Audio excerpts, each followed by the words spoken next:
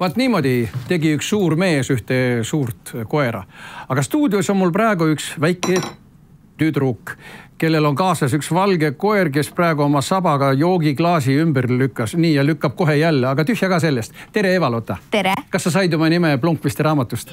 Näed sa, ma olen natukene selgelt nägija ka, nii ma arvasin ka. Aga siin täna stuudios oled sa teistel põhjustel või õigemini sinu jaoks esimestel põhjustel. Sa oled üks koerafänn. Väga suur koerafänn. Kohe liiga suur. Ja, et nii suur, et ma saan peast öelda vabalt 70 korra tõugu. Kuidas palun? 70 korra tõugu saan vabalt peast ära öelda, kui väga tahad. No see on tõesti suur koerafänn, ja. Aga sinu suhe koertesse, just nimelt koertesse, nagu ma aru saan, jah, on midagi ilusat ja vaata lausa valulist või?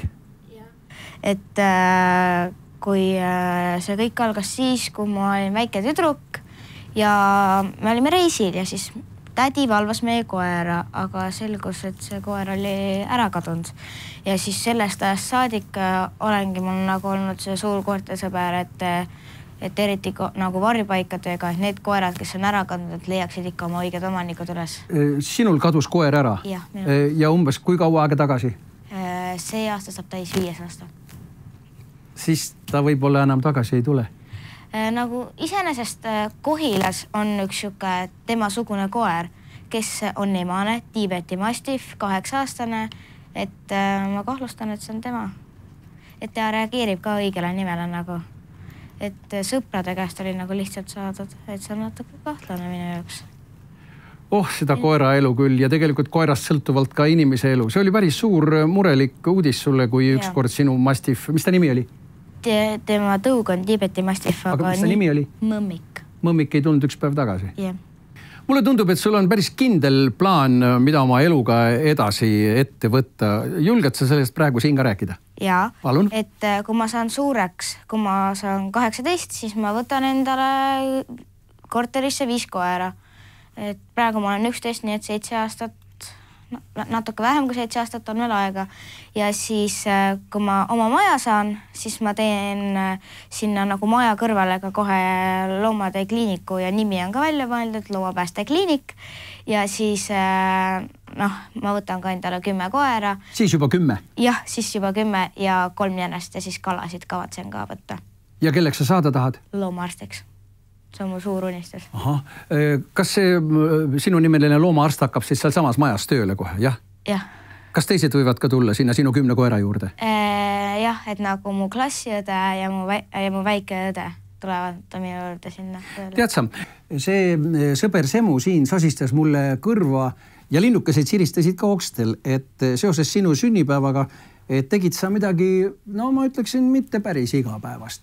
Kas sa tohid sellest rääkida? Jaa, palun. Ikka, et ma annetasin 400 eurot oma sünnipäeva rahast Pärnu loomade varjupaika. Et nad saaksid, neil oli arstikomplekt, oli vananenud ja neil oli vaja uut arstikomplekti, ja mis maksis natukene üle 800 euro. Ja siis see saadi nagu hästi kiiresti kokku. 2 nädalaga äkki saadi terve see raha kokku.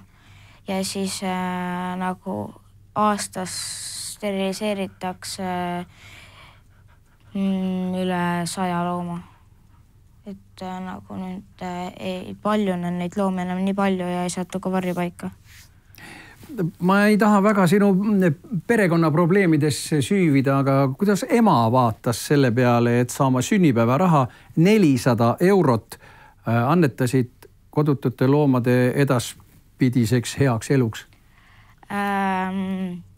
Ma alguses seda talle välja ei öelnud, et ma tahan seda teha, aga siis kui sünnipäev hakkas lähenema, siis ma ütlesin, et tead, mul on siuke mõte, et ma nägin videost Hope for Paws ja erinevaid rescue-tusi vaatasin, nagu kes päästavad koeri.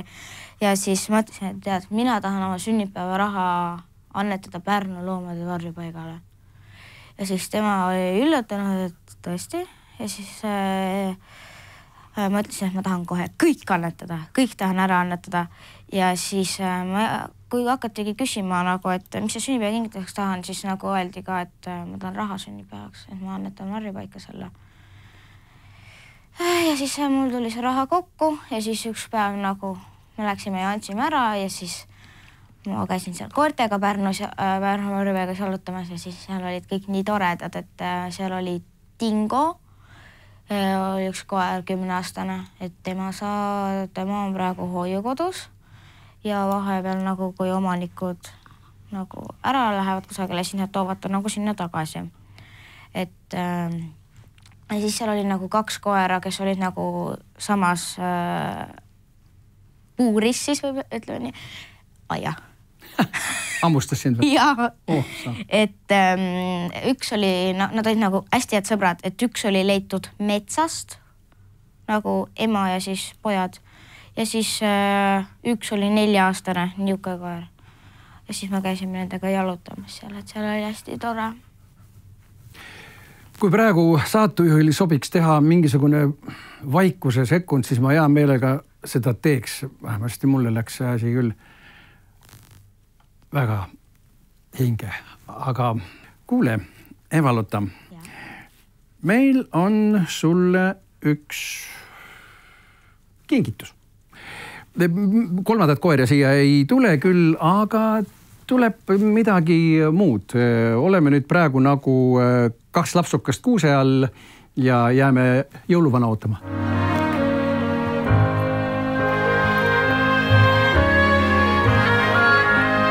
Tere! Tere! Mina olen Jüri, tema on Eva-Lotta. Teie olete? Mina olen Veronika Padar Tallinna Looma- ja Sõprade Seltsist. Nii. Tallinna Looma- ja Sõprade Selts ja Tallinna Loomaaed tänavad siin selle hea teo eest. Siin on ümbrikus väikene kaart. Sa saad siis terve aasta vältel oma perega käia tasuta loomaaias ja see on nüüd sulle. Aitäh! Aitäh sulle! Aitäh teile mõlemile! Kuulge kallid inimesed, suured ja väikesed. Mis oleks, kui teile kingitakse raha ja teie annetaksite selle edasi, mitte ainult koertele ja kassidele, lihtsalt kuhugi hea tegevuseks. Uskuge mind, see tuleb meile kõik suure kaarega tagasi ja ainult heas mõttes tagasi. Keegi on kindlasti kusagil, kes selle kirja paneb, kes seda mäletab ja meeles hoiab.